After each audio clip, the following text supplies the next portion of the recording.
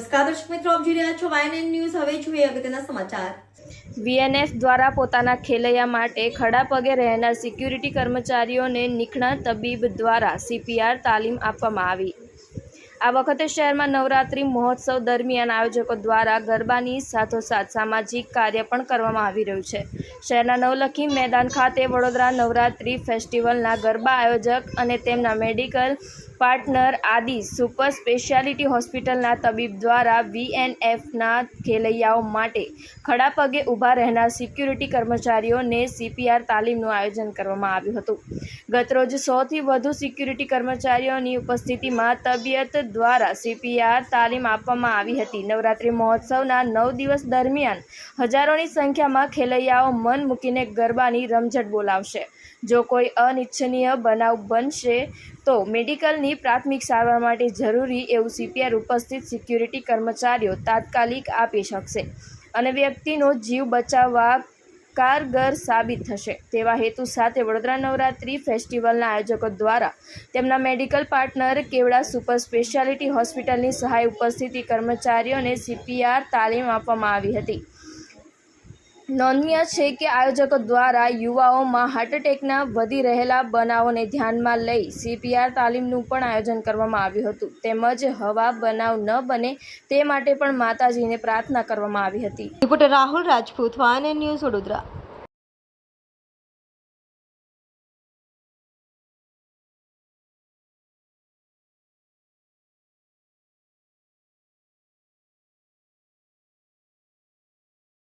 Medical partner સાથે આજે CPR ટ્રેનિંગનો કાર્યક્રમ આવ્યો છે। ખાસ કરીને સુરક્ષાકર્મીઓ મોટી સંખ્યામાં ઉપસ્થિત। ક્રેડાઈ વડોદરા નવરાત્રિ ફેસ્ટિવલ દ્વારા કોવિડ પછી ગરબા જે શરૂ થયા એમાં દરેક વખતે CPR ટ્રેનિંગ સુરક્ષાકર્મીઓ અને ટીમને આપવામાં આવે છે, પરંતુ આ વખતે પહેલી વખત એવું બન્યું છે કે આ CPR ટ્રેનિંગનો જે સેશન રાખવામાં આવ્યું ત્યારે તમામ મીડિયા કર્મીઓ અમારી પૂર્વ તૈયારીઓ જોવા માટે હાજર હતા અને અમને એવું ખરેખર લાગે છે કે આ નવતર પ્રયોગ જે તમે નવતર પ્રયોગ કહો છો પણ આ છેલ્લા 3 વર્ષથી અમારા દ્વારા કોવિડ પછી શરૂ કરવામાં આવેલો હતો, પણ આ વખતે આપ લોકોની જે અહીંયા હાજરી હતી એના કારણે આને અમે આપના માધ્યમથી તમામ ગરબા આયોજકો સુધી પહોંચાડી શકીએ। વડોદરા શહેરના જે શહેરીજનો છે ખેલૈયાઓ છે એના સુધી પહોંચાડી શક્યા છે અને આ સમગ્ર જે કંઈ ટ્રેનિંગ સેશન હતું એ ટ્રેનિંગ સેશન એક જીવ બચાવવા માટેનું ટ્રેનિંગ સેશન હતું।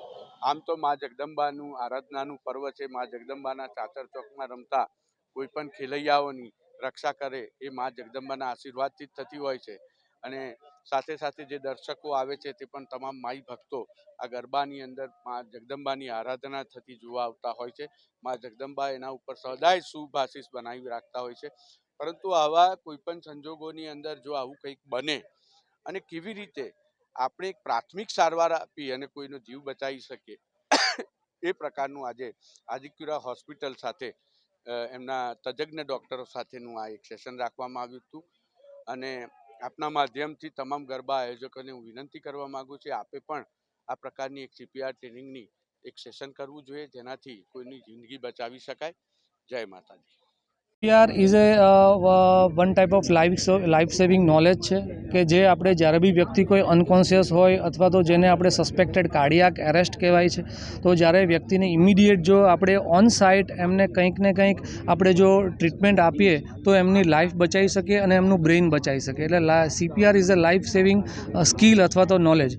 આ એક ગરબા પૂરતું જ નથી પણ આ જનરલી એક કોઈ બી સામાન્ય વ્યક્તિને આ નોલેજ હોવું જરૂરી છે, ખાસ કે એમના ઘરે અથવા તો કોઈ સોસાયટીમાં અથવા તો કોઈ એમના રિલેટિવની આનાથી બી લાઈફ બચાવી શકે છે।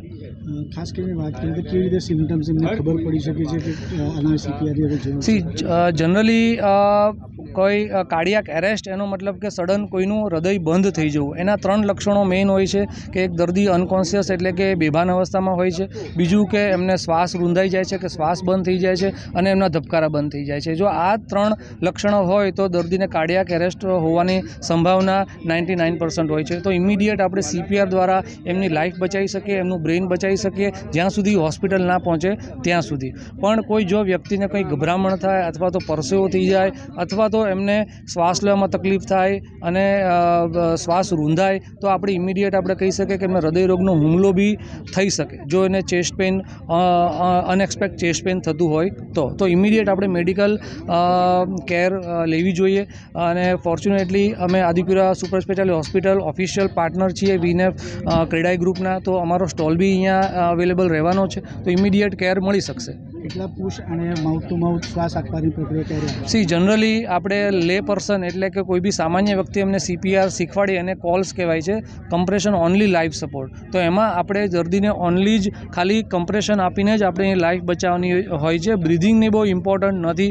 એટલે ખાસ વ્યક્તિને જ્યારે બી CPR આપીએ ત્યારે 30 કમ્પ્રેશનની 5 સાયકલ આપવાની હોય છે અને પછી પાછો રિસ્પોન્સ જોઈ અને રિસ્પોન્સ સારો હોય, થોડું ઘણું ભાનમાં હોય તો આપણે એને શિફ્ટ કરી શકીએ. જો રિસ્પોન્સ ના હોય તો 30 કમ્પ્રેશનની 5 સાયકલ આપણે ચાલુ રાખવાની હોય છે. Subscribe now and press the bell icon. Never miss an update.